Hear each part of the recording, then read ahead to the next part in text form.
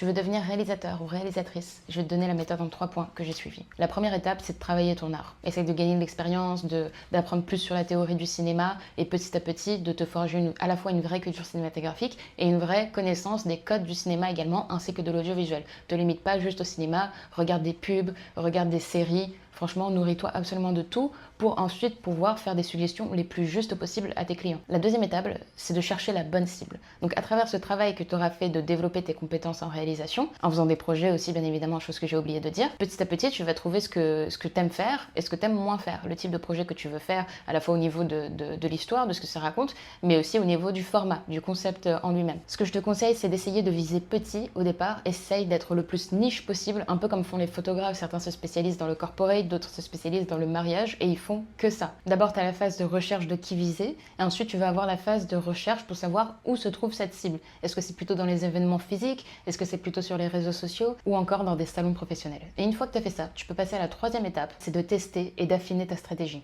Démarche des clients, fais des premiers projets, vois comment ça rend, teste d'autres branches également et essaye de multiplier les chances de faire des rencontres également, participe à des événements networking, crée-toi des réseaux sociaux si c'est pas déjà fait. Ça va te permettre à la fois de faire fonctionner le bouche à oreille avec les personnes que tu rencontreras et sur tes réseaux sociaux de pouvoir commencer à attirer des clients ou des prospects potentiellement intéressés parce qu'en parallèle tu vas commencer comme je te disais à faire des projets soit de commande mais aussi c'est bien de continuer à faire des projets de fiction, comme ça tu peux tester d'autres choses encore que tes clients ne te demandent pas forcément et donc développer encore plus ta patte artistique. Donc en gros, pour résumer les 3 étapes, ce serait d'abord de faire un travail de recherche sur toi, sur le cinéma, l'audiovisuel, puis de faire un travail de recherche de la bonne cible que tu peux potentiellement viser pour réussir à vivre de ton activité si tu travailles en indépendant. Et enfin, de solidifier les acquis, en gros, pour pouvoir petit à petit continuer à scaler. Je donne encore plus de conseils sur la réalisation dans une chaîne YouTube qui s'appelle La Réal et que tu peux trouver en bio.